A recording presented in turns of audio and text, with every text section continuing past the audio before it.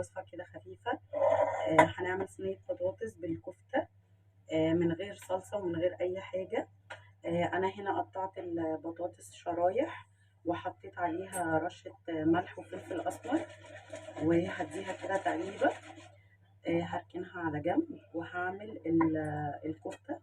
الكفتة بتاعتنا.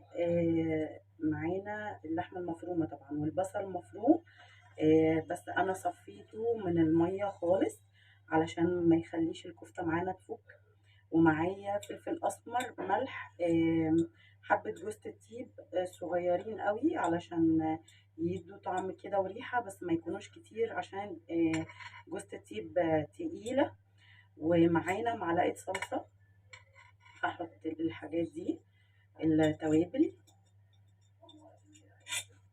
انا هعمل الكفتة زي كفتة داوود باشا كده شوية، بس من غير طبعا صلصة. هعمل البطاطس فاتحة يعني من غير طماطم من غير صلصة.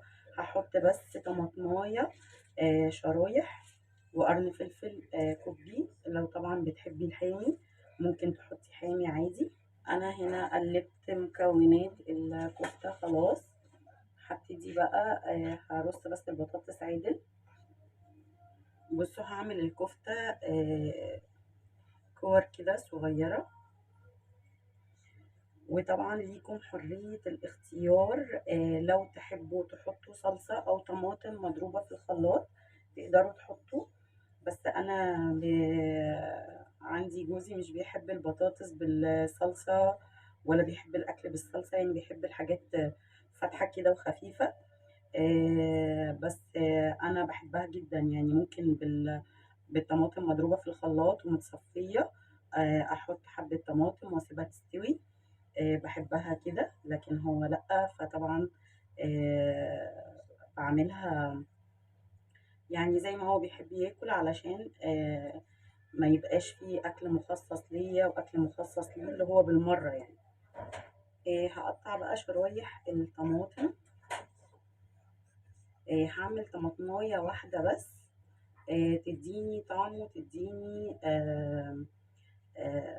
يعني لون بسيط قوي في الصينية. هرصها كده.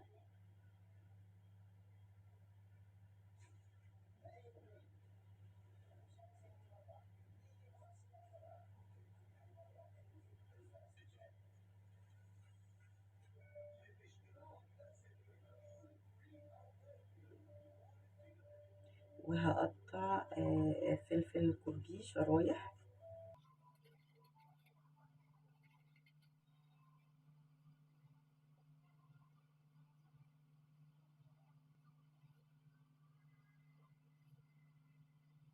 اهي كده خلاص شكل الصينية بتاعتنا. هحطها على البوتاجاز من فوق.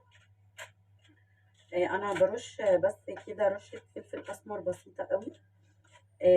هحطها على البوتاجاز من فوق تاخد غلوتين، وبعدين هدخلها الفرن تاخد وش، وبعد كده هوريها لكم لما تخلص ان شاء الله.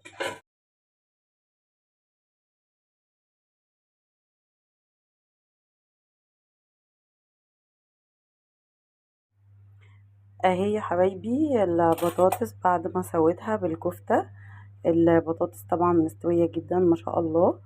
انا تقريبا يعتبر سويتها على البخار. يعني حطيتها على النار، سبتها خدت غلوتين كده ورحت موطية خالص وسبتها لحد ما استوت براحتها، وطعمها تحفة. جربوها بجد هتعجبكم جدا.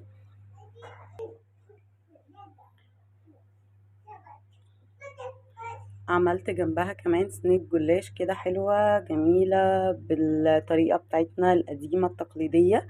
بيبقى طعمها حلو جدا بصراحة. أنا ما بحبش التغييرات في الأكل مادام في حاجة جربتها وطلعت طعمها كويس. ما بحبش بقى أقعد أغير في الطرق، علشان ساعات بيبقى الحاجة طعمها مش حلو، وبعدين نيجي ننزلها يجي حد يجربها يدعي علينا.